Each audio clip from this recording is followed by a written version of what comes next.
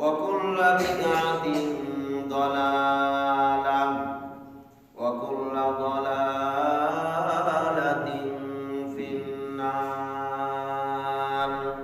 أعوذ بالله من الشيطان الرجيم. بسم الله الرحمن الرحيم. قاف والقرآن المجيد بل عجبوا أن جاءهم منذر منهم فقال الكافرون هذا شيء عجيب أإذا متنا وكنا ترابا ذلك رجع بعيد قد علمنا ما تنقص الأرض منهم وعندنا كتاب حفيظ بل كذبوا بالحق لما جاءهم فهم في أمر مريج. بعد أعوذ بالله من الشيطان الرجيم.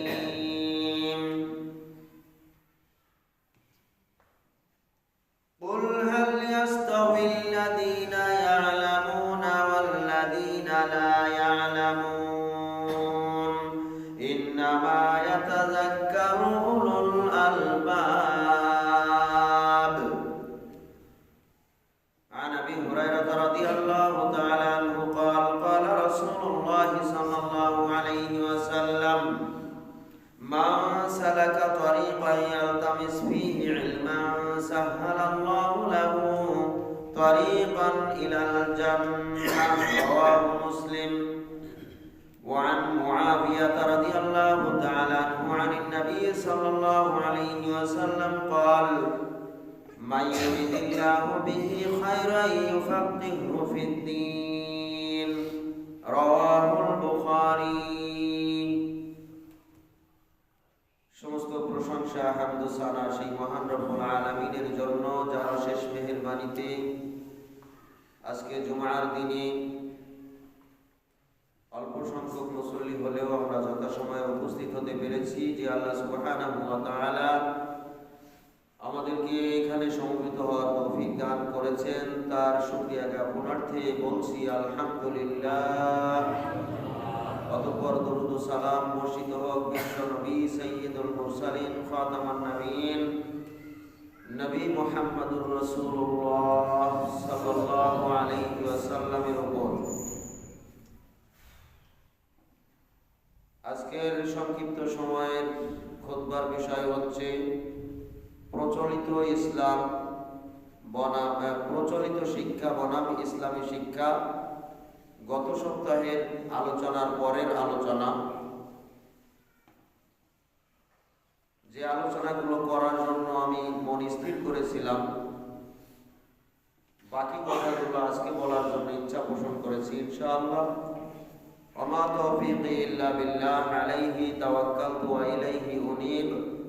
রাব্বি ইশরাহ লি সাদরি ওয়া ইয়াসসির লি আমরি ওয়াহলুল উকদাতাম মিন লিসানি ইয়াফকাহু কওলি। সম্মানিত উপস্থিতি, সর্বশেষ কথা হচ্ছিল ইসলামকে শয়তান আমাদের সামনে এমনভাবে উপস্থাপন করেছে যে ইসলাম আসলে কিছুই নয়, যার কারণে আমাদের ধর্মীয় শিক্ষার ব্যাপারেও একটা বই রয়েছে যেটাকে বলা হচ্ছে ইসলাম ও নৈতিকতা। এই বইয়ের নামেই প্রমাণ করে যে ইসলামে কিছু নয়, নেই, নৈতিকতা বলতে কিছু ইসলামের মধ্যে নেই, যার কারণে আলাদা এটাকে শিরোনাম দিতে হয়েছে। অথচ ইসলামের মধ্যেই আছে নৈতিকতা। ইসলাম ইসলামের মধ্যেই আছে যাবতীয় প্রকার কল্যাণ, কিন্তু শয়তান মানুষের সামনে উপস্থাপন করেছে ইসলাম খুব একটা প্রয়োজনীয় বিষয় নয়। প্রয়োজনীয় বিষয় হচ্ছে জাগতিক বিষয়। শিক্ষার ক্ষেত্রেও ইসলামী শিক্ষার তেমন প্রয়োজন নাই। প্রয়োজনীয় শিক্ষা হচ্ছে জাগতিক শিক্ষা, দুনিয়াবী শিক্ষা। এটাকে সুন্দরভাবে উপস্থাপন করতে শয়তান সক্ষম হয়েছে। কারণ শয়তানের সবচেয়ে বড় টার্গেট হচ্ছে মানুষকে মূর্খ বানানো। কিসের থেকে মূর্খ? দ্বীন শিক্ষা থেকে মূর্খ, ইসলাম শিক্ষা থেকে মূর্খ, এবং আল্লাহ রাসূলের নির্দেশ মতে, ভাষা মতে বোঝা যায় যে ইসলামী শিক্ষা ছাড়া দুনিয়াবী শিক্ষাকে প্রকৃত শিক্ষা বলা হয়নি। যে শিক্ষার সাথে ওহীর সম্পর্ক নাই সেটাকে শিক্ষা বলা হয়নি। তবে দুনিয়াবী প্রয়োজনের জন্য সেটাকে শুধুমাত্র অনুমোদন দেওয়া হয়েছে ইসলামী শিক্ষা অর্জনের পরে। কিন্তু আমরা ওটাকে, যেটাকে মূল ফরজিয়াত আদায়ের পরে অনুমতি দেওয়া হয়েছে, ওটাকেই আমরা মূল ফরজিয়াতকে বাদ দিয়ে বেশি প্রাধান্য দিচ্ছি। মনে হচ্ছে যে ওটাই আমাদের জন্য ফরজ।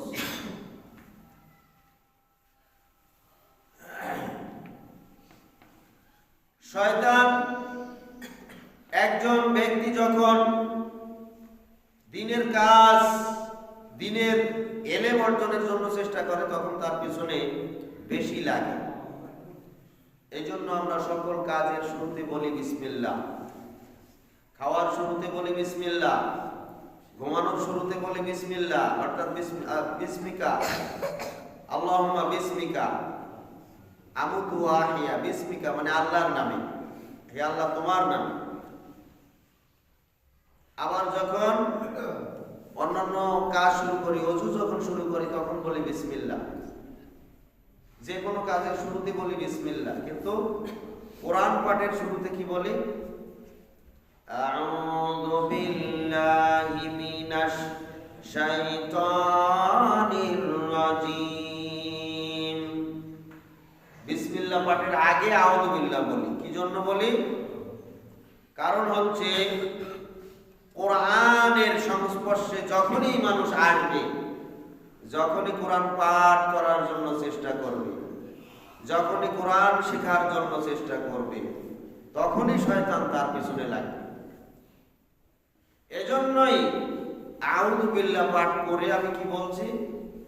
আমি বিতাড়িত মরদুদ শয়তান থেকে আল্লাহর কাছে আশ্রয় চাচ্ছি, যেন আমি যেটা করতে যাচ্ছি এই কাজে শয়তান বাধা না দেয়। মানুষকে শয়তান সবচেয়ে বেশি বাধা প্রদান করে একজন ব্যক্তি যখন কোরআন শিক্ষার জন্য চেষ্টা করে। তাই তো আমরা দেখতেছি, আমরা বহু গার্ডিয়ান রয়েছি যারা বুঝি আমাদের সন্তানদেরকে, আমার সন্তানকে আমি মাদ্রাসায় পড়াতে চাই, কিন্তু বহু গার্ডিয়ান ব্যর্থ হয়ে যান। মাদ্রাসায় কিছুদিন পড়ানোর পরে সে আর যেতে চায় না। কত বাধা বিপত্তি,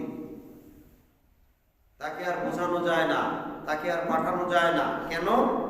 ওই যে শয়তান তাকে গ্রাস করে ফেলেছে, শয়তান তার পিছে লেগেছে, এই জন্য সে মাদ্রাসায় যেতে চায় না। আবার অধিকাংশ অভিভাবক তাদের সন্তানদেরকে মাদ্রাসায় পড়াতে রাজি নন, কারণ শয়তান তাকে আগেই গ্রাস করে রেখেছে। এজন্য আমরা যখন দ্বীন শিক্ষা করার জন্য চেষ্টা করি তখনই পড়তে হয় আউযু বিল্লাহি মিনাশ শাইতানির রাজিম। আমি বিতাড়িত মরদুদ শয়তান থেকে আল্লাহর কাছে আশ্রয় চাই।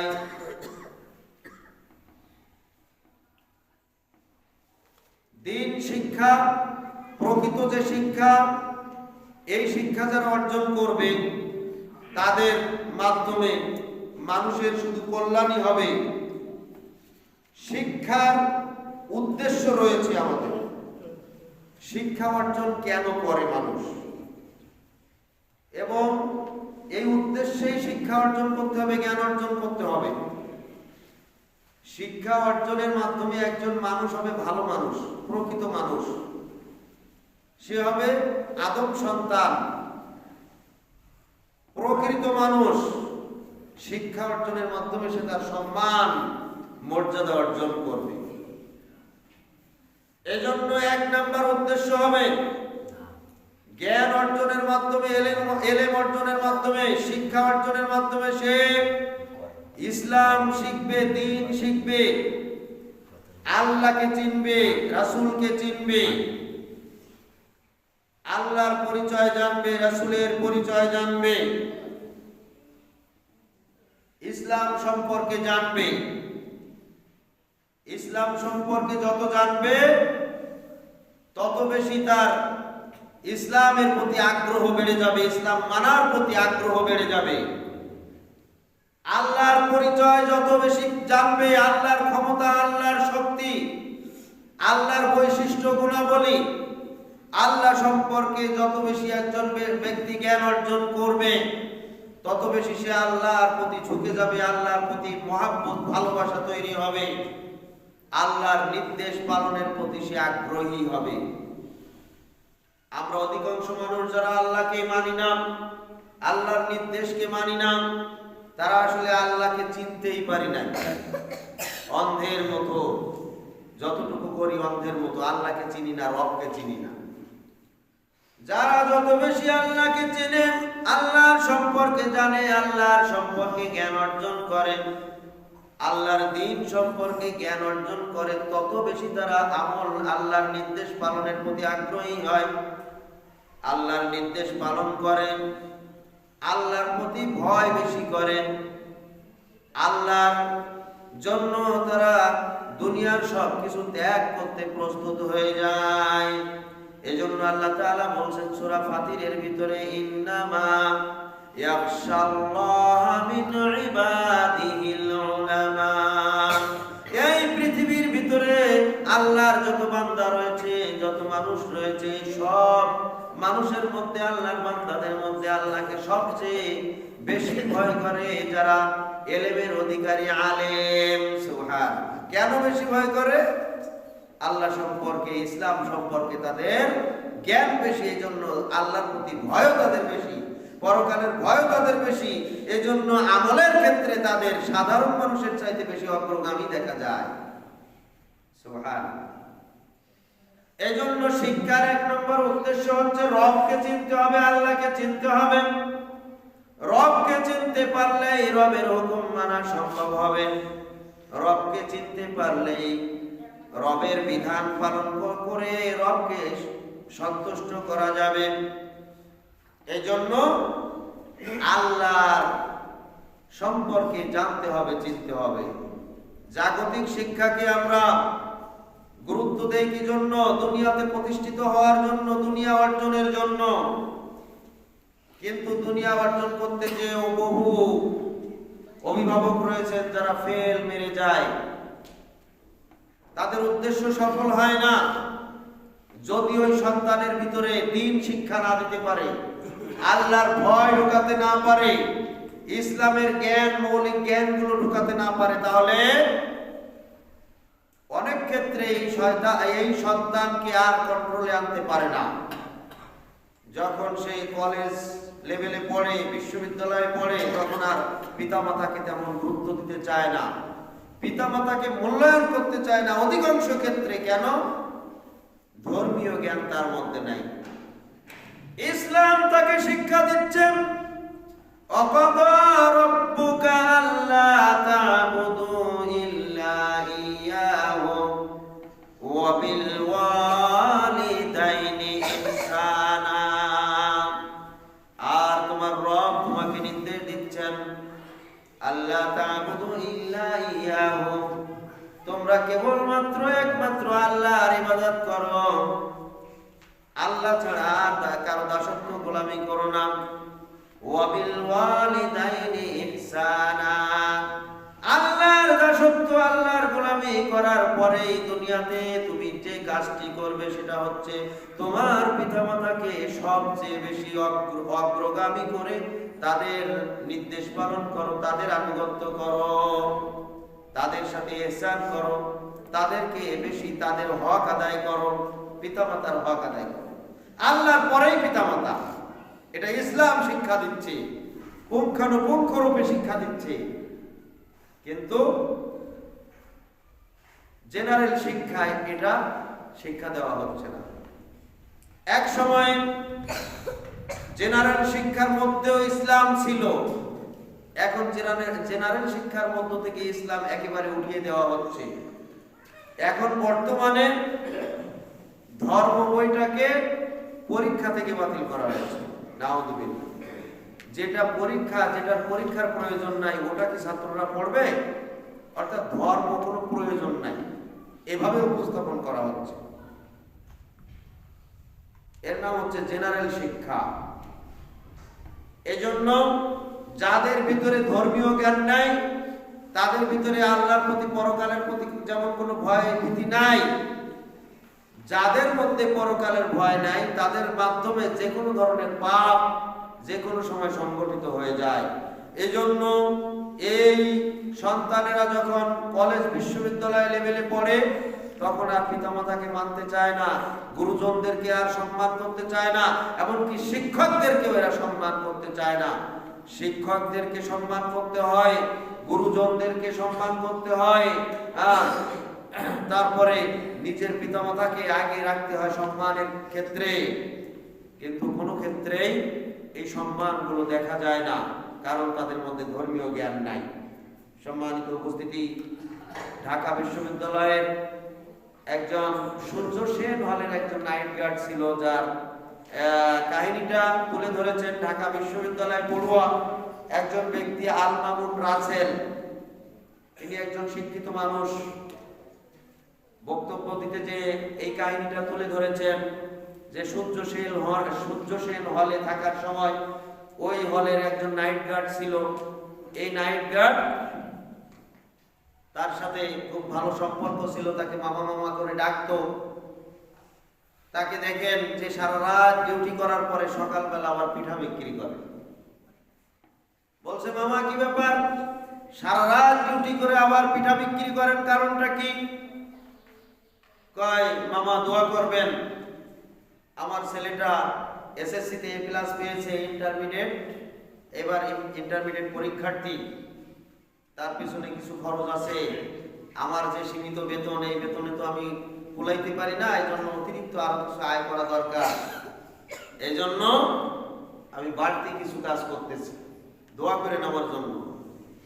আমার বড় আশা, আমার ছেলেটার মেধা ভালো, আমি তাকে ডাক্তার বানাবো। এক সময় সে যদি ডাক্তার হতে পারে তাহলে আমার এই চাকরি করারও প্রয়োজন নাই, আমি বসে বসে খাবো আমার সন্তানের ইনকাম দিয়ে, দোয়া করেন আমার জন্য। এভাবেই চলতে থাকবে, মামার সাথে সম্পর্ক ভালো। কিছুদিন পরে দেখা গেল মামা এবার সকালে পিঠাও বিক্রি করে, দুপুর বেলা আবার তরমুজ বিক্রি করে। কি ব্যাপার মামা, এখন দেখি কাজ আরো বাড়িয়ে দিয়েছেন, ঘুমান কখন? কয়, মামা দোয়া করেন, আমার ছেলে আলহামদুলিল্লাহ এইচএসসিতে ইন্টারমিডিয়েটে এ প্লাস পেয়েছে, এখন তাকে বিশ্ববিদ্যালয়ে ভর্তি করার জন্য কোচিং এ ভর্তি করাচ্ছি, 20-22 হাজার টাকা লাগবে, এই জন্য ইনকামটা আর একটু বাড়িয়ে দিতে হয়েছে। এখন আর নিজের কষ্টের দিকে দেখতে গেলে আমার ছেলের পিছনের খরচ তো আমি জোগাতে পারছি না, দোয়া করেন আমার জন্য, সমস্যা নাই, ছেলে যখন কষ্ট আর থাকবে না। এভাবেই ছেলে ঢাকা বিশ্ববিদ্যালয়ে মেডিকেলে চান্স পেয়ে গেল, ডাক্তারিতে পড়ার জন্য চান্স পেয়ে গেল। অনেক খুশি ছেলে, বিশ্ববিদ্যালয়ে চান্স পেয়েছে। তার পিছনের খরচ জোগাতে যে তার চাকরির টাকা সব ব্যয় হয়, আরো বাড়তি কিছু ইনকাম করা লাগে, দিনের ঘুমকে নষ্ট করে, রাতের ঘুমকে ত্যাগ করে পরিত্যাগ করে চাকরি নাইট ডিউটি করে, আবার দিনেও পরিশ্রম করে অধিকাংশ সময়, সব ছেলের পিছনে ঢালে। ছেলেকে মেডিকেলে পড়াতে গেলে কত খরচ, এই খরচ জোগাতে হবে। এভাবেই আশা ছেলে ডাক্তার হইলে তার এই কষ্ট আর থাকবে না। এভাবেই কিছুদিন যাওয়ার পরে একদিন দেখে যে মামা খুব মন খারাপ হয়ে বসে আছে। কি ব্যাপার মামা, মন খারাপ কেন? কয় আর বলেন না মামা, অনেক কষ্টে আছি। কি কষ্ট, এত কষ্ট কেন আপনার? আপনার তো দুঃখের দিন শেষ হতে যাচ্ছে। আপনার ছেলে মেডিকেলে পড়ে, হ্যাঁ, তার মেধাও ভালো। আপনি না বলছেন আমার ছেলে খুব ভালো। আমি না আপনাকে বলেছিলাম আপনার ছেলেকে কি ধর্মকর্ম শেখাচ্ছেন, একটু ইসলাম সম্পর্কে কি শেখাচ্ছেন? সে কি কোরআন পড়তে পারে? সে কি আল্লাহকে চিনে, আল্লাহকে জানে? আপনি বলেছিলেন না যে সে ফিজিক্স, কেমিস্ট্রি এই সমস্ত সাবজেক্ট পড়তে পড়তে হ্যাঁ এই ইসলাম সম্পর্কে এত পড়ার সময় হয় না, সুযোগ হয় না। তবে মামা দোয়া রাখেন, আমার ছেলে খুব ভালো, খুব ভালো ছেলে। নামাজ কালাম করে, করবে, এখন অত বয়স হয় নাই, করবে। আমার ছেলে এলাকার ভিতরে শ্রেষ্ঠ সন্তান, খুবই ভদ্র নম্র, খুবই ভালো ছেলে, দোয়া করেন আমার ছেলের। কিন্তু আজকের এই বাবা মন খারাপ করে বসে রয়েছে। ওই ভাইটি এসে বলছে, মামা কি ব্যাপার, আজকের মনটা আপনার খারাপ কেন, ব্যাপারটা কি? বলেন না মামা, আমার মনটা খুবই খারাপ, আমার অন্তরে খুবই খারাপ লাগতেছে, কোনো কিছুই ভালো লাগে না। কেন ভালো লাগে না? আপনার ছেলে বিশ্ববিদ্যালয়ে পড়ে, মেডিকেলে পড়ে, সে তো কিছুদিন পরে ডাক্তার হবে। তাহলে আপনার দুঃখ শেষ হয়ে যাওয়ার দিন আসতেছে সামনে, মনটা খারাপ হওয়ার কারণ কি? বলছে মামা আমার ছেলে ইয়াবায় আসক্ত হয়ে গেছে। ইয়াবায় আসক্ত হওয়ার কারণে আমার ছেলে যখন ঘরে আসে শুধু টাকা টাকা করে। কিন্তু আমি বাবা গরিব, সামান্য বেতনে চাকরি করি, তারপরেও দিনের ঘুমকে নষ্ট করে পরিশ্রম করে, সকালে পিঠা বিক্রি করে, দুপুরে তরমুজ বিক্রি করে, এইভাবে সারা দিনটা পার করে দেই। ইনকামের জন্য চেষ্টা করি, সব আমার ছেলের পিছনে খরচ করি, তারপরেও তার চাহিদা পূরণ করতে পারি না। এবার বাড়িতে এসে শুধু টাকা টাকা করে, টাকা দিলেই সে ইয়াবা খেয়ে সব নষ্ট করে ফেলে। এরপরে আরো চাহিদা, আরো টাকা দিতে হবে। যখন দিতে পারি না, ঘরের ভিতরে ঢুকে ঘরের জিনিসপত্র ভেঙে চুরমার করে, প্রচন্ড গালিগালাজ করে, তার মাকে গালিগালাজ করে, আমাকে গালিগালাজ করে, এমন ভাবে আমাদের সাথে ব্যবহার করে। আমার আজকে মনে হচ্ছে আমার ছেলেটা যদি লেখাপড়া না শিখিয়ে তাকে দিনমজুর বানাতাম, তাহলে আমি পিতা আজকের শান্তিতে থাকতাম, আজকের এই কষ্টের মধ্যে আমাকে থাকতে হতো না। এইটা বললাম একটা ঘটনা, এরকম একটা না, হাজার হাজার লক্ষ লক্ষ ঘটনা এই বাংলাদেশে ঘটতেছে, বাস্তবে ঘটতেছে। খোঁজ নিয়ে দেখেন, অসংখ্য পরিবারে ঘটতেছে এরকম। যাদের ধর্মীয় শিক্ষা দেওয়া হচ্ছে না, তারা এইভাবে বিপদে চলে যাচ্ছে। এজন্য দিনের জ্ঞান শিক্ষা দিতে হবে তাকে, আগে রবের জ্ঞান। আজকে দেখেন যাদের ভিতরে একটু এলেম আছে, যাদের ভিতরে একটু তাকওয়া আছে, বিভিন্ন মসজিদের ইমাম, বিভিন্ন মাদ্রাসার শিক্ষক, যারা আলেম, খোঁজ নিয়ে দেখেন তাদের ভিতরে কয়জন লোক পাবেন যে তার বাবা বৃদ্ধাশ্রমে আছে? কয়জন লোক পাবেন? সারা বাংলাদেশ জরিপ করে দেখেন কয়জন আলেমের বাবা বৃদ্ধাশ্রমে আছে। বৃদ্ধাশ্রম গুলো খোঁজ নিয়ে দেখেন যে কোন বাবার কোন মায়ের ছেলে আলেম। নাই, পাবেন না, একটাও পাবেন না ইনশাআল্লাহ।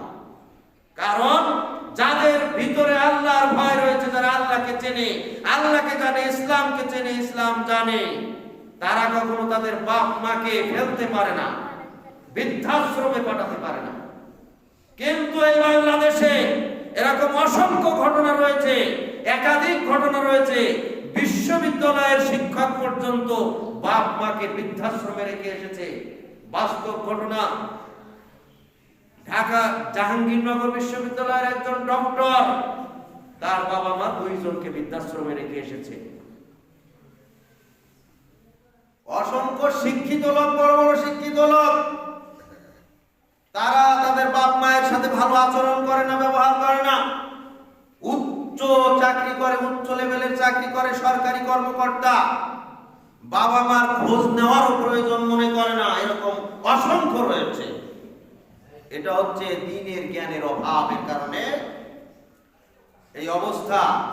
এজন্যই প্রচলিত এই শিক্ষাকে, দ্বীনের শিক্ষা অর্জনের আগে এটাকে শিক্ষাই বলা হয়নি। বরং আল্লাহ রাসূল সাল্লাল্লাহু আলাইহি ওয়াসাল্লাম বলেন, এমন একটা যুগ আসবে, এমন একটা সময় আসবে, ইয়াকসুরাল জাহাল, মূর্খতা বেড়ে যাবে। আর এক হাদিসে বলা হয়েছে ইয়ানজিলুল জাহাল, মূর্খতা বর্ষণ হবে। প্রচন্ড ভাবে বৃষ্টি যেমন বর্ষণ হয়, তেমনি ভাবে মূর্খতা বর্ষণ হবে। মূর্খতা বর্ষণ হবে। যুগ যত যাচ্ছে শিক্ষিতের হার বাড়ছে। আল্লাহ রাসূল বলছেন মূর্খতা বেড়ে যাবে, আর আমরা দেখতে পাচ্ছি শিক্ষিত বেড়ে যাচ্ছে। আসলে এই শিক্ষিতকে শিক্ষিত বলা হয়নি, যার মধ্যে আল্লাহর জ্ঞান নাই, দ্বীনের জ্ঞান নাই, তাকে শিক্ষিত বলা হয়নি। এজন্য শিক্ষা অর্জনের মূল উদ্দেশ্য হচ্ছে আল্লাহকে চিনতে হবে, রবকে চিনতে হবে। 2 নম্বর, শিক্ষা অর্জনের দ্বিতীয় উদ্দেশ্য হবে এলাকাবাসীকে আখিরাতমুখী করা, পরকালমুখী করা। এজন্যই আমাদের মধ্যে যে সমস্ত সন্তানেরা মেধাবী, যোগ্যতা সম্পন্ন হওয়ার সম্ভাবনা রয়েছে, তাদেরকে স্পেশাল ভাবে দ্বীন শিক্ষার জন্য নিজের ঘর ত্যাগ করাতে হবে। এটা আল্লাহ তাআলার হুকুম। আল্লাহ তাআলা বলছেন সূরা তাওবা 122 নম্বর আয়াত, ফালাওলা নাফারা মিন কুল্লি ফিরকাতিন মিনহুম তাইফাতুন লিয়াতাফাক্কাহু ফিদ-দ্বীন। হে মুসলিম সম্প্রদায়, তোমাদের যত জাতি, যত কওম রয়েছে, এই কওমগুলোর মধ্য থেকে একটি অংশ কেন আল্লাহর জন্য, আল্লাহর দ্বীন শেখার জন্য, দ্বীনের গভীর পাণ্ডিত্য অর্জন করার জন্য কেন তারা ঘর থেকে বের হয়ে যায় না? কেন তারা দূরে শিক্ষা অর্জন করার জন্য যায় না? ঘরের মধ্যে বাড়িতে রেখে দ্বীনের গভীর পাণ্ডিত্য অর্জন করা যায় না? দ্বীনের গভীর পাণ্ডিত্য অর্জন করার জন্য একটু ঘর বাড়ি ছাড়তে হয়, দূরে যেতে হয়। উচ্চ শিক্ষা অর্জনের জন্য একটু দূরে যেতে হয়, শিক্ষকের সান্নিধ্যে থাকতে হয়, সেখান থেকে শিখতে হয়। এজন্য আল্লাহ তাআলা বলছেন, কেন তোমাদের একটি অংশ বের হয় না? যাদের মেধা ভালো, যাদের বুদ্ধি ভালো, যাদের সম্ভাবনা রয়েছে বড় আলেম হওয়ার, তাদেরকে তোমরা বের করে দাও, দূরে রেখে আসো শিক্ষা অর্জনের জন্য। লিয়াতাফাক্কাহু ফিদ-দ্বীন, তারা যেন দ্বীনের গভীর পাণ্ডিত্য অর্জন করে। কি জন্য? লিউযিরু কওমাহুম ইযা রাজাউ ইলাইহিম, এই ছেলেগুলো, এই লোকগুলো যখন দ্বীনের জ্ঞান অর্জন করবে, দ্বীনের পাণ্ডিত্য অর্জন করে তোমাদের নিকটে আবার ফিরে আসবে। লিউযিরু কওমাহুম, তারা তাদের সম্প্রদায়কে, তাদের এলাকাবাসীদেরকে পরকাল সম্পর্কে, ইসলাম সম্পর্কে, দ্বীন সম্পর্কে সতর্ক করবে, যাতে করে মানুষ সতর্ক হয়ে যায় এবং পরকালের জন্য প্রস্তুতি গ্রহণ করা শুরু করে দেয়। লাআল্লাহুম ইয়াহযারুন, আশা করা যায় যখন এই ব্যক্তিরা মানুষদেরকে হেদায়েতের জন্য চেষ্টা করবে, নসিহত করবে, ওয়াজ করবে, বোঝাবে, দ্বীনের জ্ঞান মানুষদেরকে শিক্ষা দেবে, তখন মানুষেরা পরকালমুখী হবে, তখন তারা, এই মানুষেরাই সতর্ক হয়ে যাবে। সুবহান। এজন্য কিছু ব্যক্তিদেরকে আমরা টার্গেট করি, সবচেয়ে ভালো ছেলেটাকে ইঞ্জিনিয়ার বানাবো, ডাক্তার বানাবো। আর আল্লাহ তাআলা বলছেন, কেন তোমাদের একটি অংশ দ্বীনের গভীর পাণ্ডিত্য অর্জন করার জন্য ঘর থেকে বের হয় না? তাহলে আমাদের চিন্তার সাথে আল্লাহর নির্দেশ কি? আমরা কোনটাকে উচ্চ শিক্ষিত বা উচ্চ শিক্ষা বলি? যত বড় ডাক্তার হোক, যত বড় ইঞ্জিনিয়ার হোক, যত বড় জজ ব্যারিস্টার সহ বাংলাদেশের সর্বোচ্চ শিক্ষিত লোক হোক না কেন, বিশ্বের সর্বোচ্চ শিক্ষিত লোক হোক না কেন, এরকম একজন দুইজন নয়, 100 200 নয়, হাজার হাজার সর্বোচ্চ শিক্ষিত লোক এক জায়গায় করেন আর একজন ইমাম বুখারীকে এক জায়গায় করেন, দেখেন কার মর্যাদা কত বেশি, কার সম্মান কত বেশি। হাজার হাজার সর্বোচ্চ শিক্ষিত ব্যক্তিদেরকে এক জায়গায় করেন আর একজন ইমাম আহমদ বিন হাম্বলকে এক জায়গায় করেন, দেখেন কার সম্মান আল্লাহ তাআলা কত বেশি করেছেন। ইমাম বুখারী রাহমাতুল্লাহ আলাইহি লক্ষ লক্ষ হাদিসের হাফেজ ছিলেন। ইমাম আহমদ বিন হাম্বল 10 লক্ষ হাদিসের হাফেজ ছিলেন। ইমাম মুসলিম, তিরমিজি, নাসাই, ইবনে মাজাহ, আবু দাউদ, ইমাম ইবনে তাইমিয়া সহ জগৎ বিখ্যাত এই সমস্ত মনীষীরা তারা ছিলেন দ্বীনের আলেম। এই সমস্ত আলেমের তুলনায় আপনি যাকে উচ্চ শিক্ষিত বলছেন তাদেরকে এক জায়গায় করেন, দেখেন কার মর্যাদা কত বেশি। আল্লাহ তাআলা বলছেন, ইয়ারফাইল্লাহুল্লাযীনা আমানু ওয়াল্লাযীনা উতুল ইলমা দারাজাত। আমরা মনে করি যে জাগতিক শিক্ষা দিলে সম্মান মর্যাদা বেড়ে যায়, আর আল্লাহ তাআলা বলছেন যারা ঈমানদার আল্লাহ তাআলা তাদের মর্যাদা বাড়িয়ে দেন, মর্যাদা উঁচু করে দেন। যারা সঠিকভাবে সত্যিকার অর্থে ঈমান এনেছে এবং যাদেরকে আল্লাহ তাআলা জ্ঞান দান করেছেন, ওয়াল্লাযীনা উতুল ইলমা, যাদেরকে আল্লাহ তাআলা জ্ঞান দান করেছেন, ইলম দান করেছেন, দারাজাত, তাদের মর্যাদা আল্লাহ ইয়ারফাইল্লাহ, আল্লাহ তাআলা অনেক উঁচু করে দিয়েছেন। সুবহানাল্লাহ। এজন্য উচ্চ শিক্ষার জন্য আমাদের সন্তানের জন্য নিয়তটা অনেক বড় করতে হবে। আমার সন্তানকে আমি ইমাম বুখারী বানাতে চাই, আমার সন্তানকে আমি ইমাম ইবনে তাইমিয়া বানাতে চাই, আমার সন্তানকে আমি আব্দুর রহমান ইবনে মুবারক বানাতে চাই, আমার সন্তানকে আমি ইমাম আহমদ বিন হাম্বল বানাতে চাই। নিয়ত করেন, দেখেন আল্লাহ তাআলা কিছুটা হলেও আপনার সন্তানকে সেই পর্যায়ে পৌঁছে দেবে। কিন্তু আমাদের নিয়ত তো খালেস নয়, উদ্দেশ্য হচ্ছে দুনিয়া হাসিল করা। যারা দ্বীনের জন্য নিয়ত করবে আল্লাহ তাআলা তাদেরকে দ্বীনও দেবে, দুনিয়াও দেবে। দুনিয়া এমনিতেই দিবে, তাদের যা প্রয়োজন এটা আল্লাহ এমনিতেই দিয়ে দেবে। সুতরাং দ্বীনের জন্য নিয়ত করতে হবে। তাহলে আমাদের দ্বিতীয় উদ্দেশ্য হচ্ছে উচ্চ জ্ঞান, পাণ্ডিত্য, দ্বীনের পাণ্ডিত্য অর্জন করতে হবে। কি জন্য? মানুষদেরকে সতর্ক করার জন্য। 3 নাম্বার উদ্দেশ্যের কথা গত সপ্তাহে বলেছিলাম, অন্ধকার থেকে মানুষদেরকে অন্ধকার জগৎ থেকে আলোর দিকে নিয়ে আসতে হবে। আল্লাহ তাআলা বলেন, কিতাবুন আনসালনাহু ইলাইকা লিতুখরিজান নাসা মিনাজ যুলুমাতি ইলান নূর। আমি এই কিতাব দান করেছি, আমি কোরআন হাদিস দিয়েছি তোমাদের জন্য, তোমার প্রতি নাজিল করেছি। লিতুখরিজান নাস, যেন তোমরা মানুষদেরকে বের করে নিয়ে আসতে পারো, মিনাজ যুলুমাতি ইলান নূর, অন্ধকার থেকে আলোর পথে। কারণ অধিকাংশ মানুষ অন্ধকারের মধ্যে নিমজ্জিত, অধিকাংশ মানুষ পাপের পথে নিমজ্জিত, অধিকাংশ মানুষ মূর্খতার মধ্যেই রয়েছে, অধিকাংশ মানুষ ইসলাম বোঝে না, জানে না। এজন্যই অন্ধকার জগৎ থেকে মানুষদেরকে আলোর পথে নিয়ে আসার জন্য তোমরা ইলম অর্জন করবে, দ্বীন শিখবে, শিক্ষা গ্রহণ করবে, উচ্চ শিক্ষায় শিক্ষিত হবে। বিশ্বনবী মুহাম্মদুর রাসূলুল্লাহ সাল্লাল্লাহু আলাইহি ওয়াসাল্লাম সর্বপ্রথম যখন ওহী প্রাপ্ত হলেন, জিবরাইল ফেরেশতা তাকে এসে বলল, ইকরা, তুমি পাঠ করো। রাসূল সাল্লাল্লাহু আলাইহি ওয়াসাল্লাম বললেন, মা নবী পারি, আমি পড়তে পারি না, আমি পড়তে পারি না। এর আরো অর্থ করেছেন মুফাসসিরিনে কেরাম, আমি পড়তে জানি না। আবার অর্থ করা হয়েছে আমি পড়বো না, মানে একটা বিরক্তি সূচক ভাবে, একটু রাগান্বিত ভাবে আল্লাহ রাসূল যেন বললেন যে মা নবী পারি, আমি পড়তে পারি না, বিরক্তি হয়ে বললেন। তার মানে তার উদ্দেশ্য হচ্ছে কেন আমি পড়বো? আমি পড়ি নাই, কিন্তু যারা পড়েছে সেই যুগে, সেটা ছিল সাহিত্যিক যুগ, সাহিত্যের সর্বোচ্চ পর্যায়ের যুগ ছিল সেটা। মানুষ যারা পড়তো, মানুষ যারা জানতো, মানুষ যারা শিক্ষিত ছিল, এই শিক্ষিত মানুষের মধ্যে আবু জেহেলকে বলা হতো আবুল হাকাম, জ্ঞানীদের পিতা।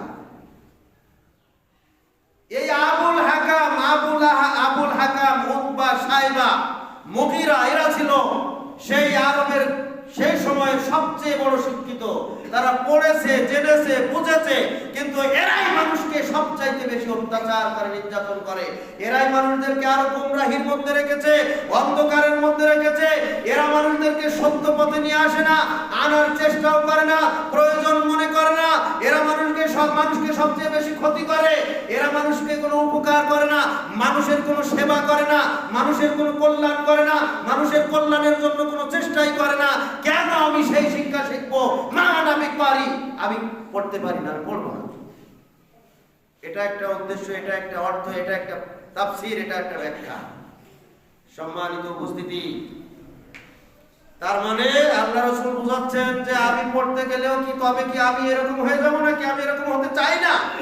আমি চাই মানুষের কল্যাণ করতে, আমি চাই মানুষকে সেবা করতে, আমি চাই মানুষকে অন্ধকার থেকে আলোর পথে নিয়ে আসতে। তাহলে যারা শিক্ষিত তারা মানুষকে অন্ধকারের মধ্যে রেখেছে, আমি কেন তাদের মতো হতে যাব? আমি কেন পড়ব? এটা একটা ব্যাখ্যা। আর দ্বিতীয় ব্যাখ্যা হচ্ছে ইকরা বলার পরের অংশে কি বলা হয়েছে এটা এখনো বলা হয়নি। ইকরা বলার সাথে সাথে আল্লাহর নবী বললেন মান আমি পারি, আমি পড়বো না, আমি পড়তে জানি না। এরপরে যখন তৃতীয়বার বলার পরে চতুর্থবারে বললেন ইকরা বিসমি রাব্বিকাল্লাযী খালাক, তুমি পাঠ করো, তুমি পড়ো তোমার প্রতিপালকের নামে, যিনি তোমাকে সৃষ্টি করেছেন। এই কথা জানার সাথে সাথে বিশ্বনবী মুহাম্মদুর রাসূলুল্লাহ সাল্লাল্লাহু আলাইহি ওয়াসাল্লাম এবার বুঝতে পারলেন তাহলে এখন পড়া যায়, কারণ এখন পড়লে আমি রবের জ্ঞান জানতে পারবো, রব সম্পর্কে, আমার সৃষ্টিকর্তা সম্পর্কে আমি জানতে পারবো। তার সম্পর্কে জানলে আমি এই ইলম দিয়ে, এই শিক্ষা দিয়ে আমার মাধ্যমে কোনো মানুষের ক্ষতি হবে না। সুবহানাল্লাহ। আমার দ্বারা মানুষ আরো উপকৃত হবে। সুতরাং আমার স্রষ্টা সম্পর্কে অবশ্যই জানতে হবে, পড়তে হবে। এজন্যই আমাকে পড়া উচিত।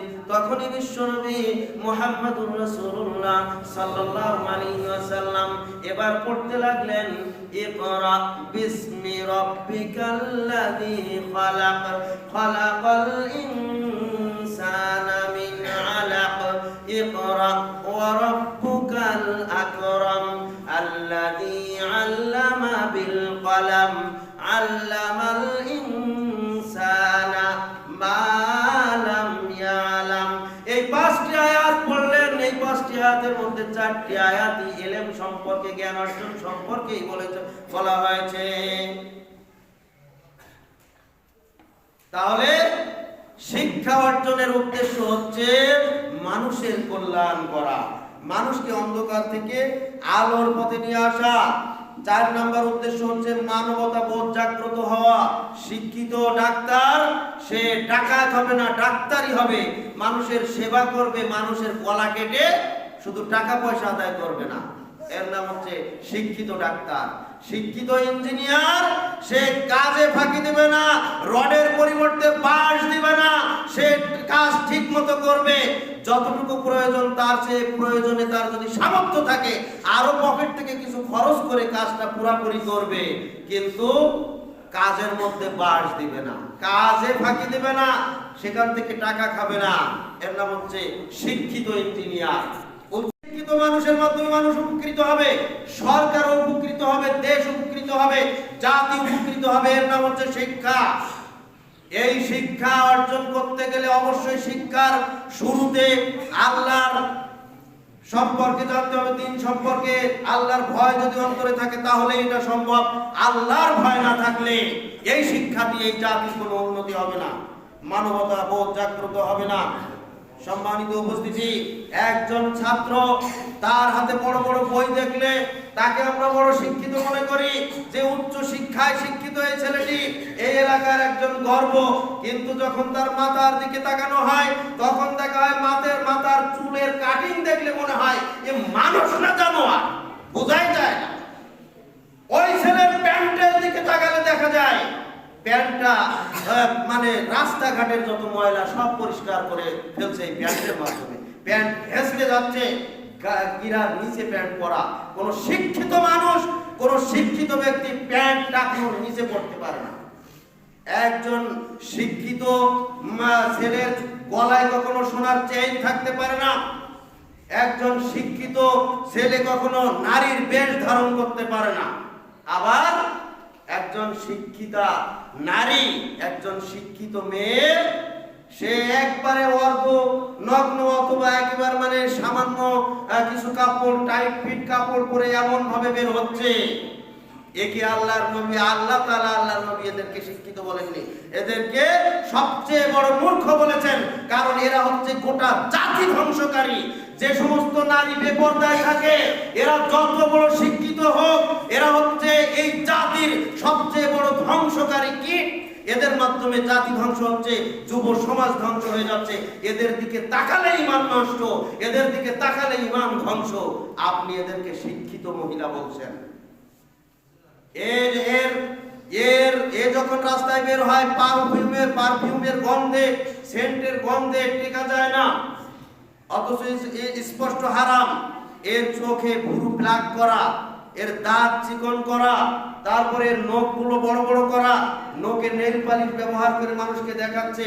অথচ এই শিক্ষিত, এমনকি এরকম নারীরা বিশ্ববিদ্যালয়ের শিক্ষিকা পর্যন্ত আছে যাদের এই দশা। প্রত্যেকটি হারাম কাজে এদের শরীরকে সজ্জিত করেছে। এরা যখন যুবক ছেলেদেরকে পড়াবে, নেপোলিয়ন বলেছিলেন, একজন আদর্শ মা দাও, আমি তোমাদেরকে একজন আদর্শ জাতি দেব। এই শিক্ষিতা নারী, এই মানে বিশ্ববিদ্যালয়ের শিক্ষিকা, সে জাতিকে শিক্ষা দিবে, যে যুবকদেরকে শিক্ষা দিবে, এই যুবকেরা এই নারীর কাছ থেকে কি শিখবে? আমার তো মনে হয় লম্পট, বদমাইশি আর ব্যভিচারী আর নেশাখোর ছাড়া আর কিছু হবে না এই নারীর কাছ থেকে। সম্মানিত উপস্থিতি, এই জন্য শিক্ষা আমার সন্তানকে আমি কোথায় দিচ্ছি, কোন পরিবেশে দিচ্ছি, কার থেকে সে শিক্ষা নিচ্ছে, কার থেকে সে শিক্ষা অর্জন করছে, এটা অবশ্যই গার্ডিয়ান হিসাবে আপনাকে দেখতে হবে। শিক্ষা নিতে হবে অবশ্যই উত্তম ব্যক্তির কাছ থেকে, উত্তম নারীর কাছ থেকে শিক্ষা নিতে হবে। আদর্শ নারী পারবে একটা আদর্শ জাতি উপহার দিতে, কিন্তু এই বেশ্যা নারী কখনো আদর্শ তো দূরের কথা, লম্পট ছাড়া অন্য কোনো জাতি উপহার দিতে পারবে না। এজন্য আমাদেরকে অবশ্যই আমাদের সন্তানদেরকে অবশ্যই সেভাবে শিক্ষা দিতে হবে। সময় শেষ হয়ে যাচ্ছে। সম্মানিত উপস্থিতি, 5 নাম্বার হবে শিক্ষা অর্জনের উদ্দেশ্য হচ্ছে মানুষের কল্যাণে কাজ করা, সেবায় কাজ করা। আমরা শিক্ষা প্রতিষ্ঠানে লেখা দেখি যে শিক্ষার জন্য এসো, সেবার জন্য বেরিয়ে যাও। এটা আমাদের ওই লেখা পর্যন্তই শেষ, কর্মে প্রমাণ পাওয়া যায় না যে শিক্ষিত ব্যক্তিরা মানুষের সেবা করে কিনা। তবে অসংখ্য শিক্ষিত লোক মানুষকে গলা কেটে তাদের অর্থ হাতিয়ে নিচ্ছে, এটার বহুত প্রমাণ রয়েছে। শিক্ষিত মানুষ মানুষের সেবা করা এটা খুব কমই দেখা যায়। এরপরে কোন শিক্ষিত মানুষ, শিক্ষিত হওয়ার উদ্দেশ্য হচ্ছে 6 নম্বর উদ্দেশ্য হচ্ছে কোন শিক্ষিত মানুষ কারোর প্রতি বিন্দুমাত্র জুলুম করতে পারে না। একজন শিক্ষিত মানুষ যখন সামান্যতম জুলুম কারোর প্রতি করতে যাবে, করার আগেই তার অন্তরটা প্রকম্পিত হবে, কেঁপে উঠবে। একজন ইমানদার ব্যক্তির যেমন অন্তর কেঁপে ওঠে, আল্লাহর বাণী শ্রবণের সাথে সাথে আল্লাহ তাআলা বলেন, ইন্নামাল মুমিনুনাল্লাযীনা ইযা যুকিরাল্লাহু ওয়াজিলাত কুলুবুহুম ওয়া ইযা তুলিয়াত আলাইহিম আয়াতুহু যাদাতুহুম ঈমানা।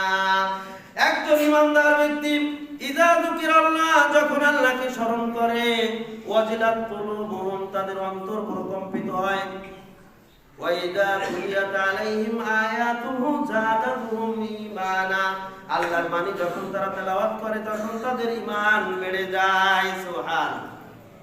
যুকিরাল্লাহ ওয়াজিলাত কুলুবুহুম, আল্লাহর কথা স্মরণ হওয়ার সাথে সাথে তাদের প্রকম্পিত হয় কি জন্য? পরকালের ভয়ে, জাহান্নামের ভয়ে তাদের অন্তর প্রকম্পিত হয়। ঠিক তেমনি ভাবে প্রকৃত জ্ঞান যারা অর্জন করে, শিক্ষিত যারা হয়, তারা মানুষের সামান্য জুলুম করতে গেলেই তাদের অন্তর প্রকম্পিত হয়, হায় রে আমি মানুষকে এই জুলুমটা করব। অথচ এক শ্রেণীর নামধারী তথাকথিত শিক্ষিতরা আজকের বনের জমি ফাঁকি দেওয়ার জন্য ব্যস্ত, মানুষের জমি হাতিয়ে নেওয়ার জন্য ব্যস্ত। ওই যে বড় শিক্ষিত লোক, সে অনেক কিছু বোঝে, এই জন্য সে চেষ্টা করে যায় কিভাবে আরো সম্পদ বাড়ানো যায়, মানুষের হক কিভাবে নষ্ট করা যায়। নাউযুবিল্লাহ। তাহলে এরা কোন শ্রেণীর শিক্ষিত? সম্মানিত উপস্থিতি, বলছিলাম শিক্ষা অর্জনের উদ্দেশ্য, আমাদের এই উদ্দেশ্য নিয়েই শিক্ষা অর্জন করতে হবে, করাতে হবে। একজন যোগ্য শিক্ষিত লোক যদি সে সৎ হয়, তাহলে যোগ্যতার সাথে সে সকল স্তরে সৎ কাজগুলি করবে। একজন যোগ্য শিক্ষিত লোক যদি অসৎ হয়, তাহলে প্রত্যেকটা ক্ষেত্রে প্রত্যেকটা পদে সে অসৎ কাজগুলি যোগ্যতার সাথে করে। তার যোগ্যতা রয়েছে, তার ক্যাপাসিটি রয়েছে, তার ক্ষমতা রয়েছে, তার মেধা রয়েছে, তার বুদ্ধি রয়েছে, কিন্তু ব্যক্তিটা অসৎ। শিক্ষিত বটে কিন্তু ব্যক্তিটা অসৎ হওয়ার কারণে যখন সে অন্যের হক নষ্ট করবে, অত্যন্ত যোগ্যতার সাথে করবে। যখন সে যে কোনো দায়িত্ব পালন করবে, তখন অত্যন্ত যোগ্যতার সাথে করবে। অসৎ কাজটি যোগ্যতার সাথে করবে, কারণ সে শিক্ষিত। এজন্য শিক্ষিত লোকদেরকে, শিক্ষিত সন্তানদেরকে শিক্ষিত বানানোর আগে তাকে সৎ সন্তান বানাতে হবে। এজন্য দিনের জ্ঞান শিক্ষা দিতে হবে। সম্মানিত উপস্থিতি, শিক্ষা অর্জনের জন্য অনেক কল্যাণ রয়েছে, কিন্তু সময় শেষ, এজন্য বলতে পারছি না। আল্লাহ সুবহানাহু ওয়া তাআলা আমাদের সন্তানদেরকে সৎ সন্তান, সুশিক্ষায় শিক্ষিত করার তৌফিক দান করুন। কারণ শিক্ষায় জাতির মেরুদণ্ড নয়, তথাকথিত শিক্ষায় জাতির মেরুদণ্ড নয়, সুশিক্ষায় জাতির মেরুদণ্ড। সুশিক্ষা দিতে পারলে এই শিক্ষায় জাতিকে জীবিত রাখবে। আর যদি শুধু শিক্ষা দেওয়া হয় কিন্তু সুশিক্ষা দেওয়া হলো না, সৎ সন্তান হিসাবে সৎ শিক্ষা তাকে দেওয়া হলো না, তাহলে এরা জাতির ক্ষতি ছাড়া কোনো উপকার করবে না। এজন্য সন্তানদেরকে সৎ সন্তান বানানোর জন্য চেষ্টা করতে হবে। দিনের জ্ঞান তাকে দিতে হবে, আল্লাহর ভয় তার অন্তরে ঢুকাতে হবে, তাহলেই তার মাধ্যমে জাতি কল্যাণ পাবে, উপকৃত হবে। আল্লাহ সুবহানাহু ওয়া তাআলা আমাদের এই বিষয়গুলি বোঝার, উপলব্ধি করার তৌফিক দান করুন। ওয়া আখিরু দাওয়ানা আলহামদুলিল্লাহি রাব্বিল আলামিন। বারাক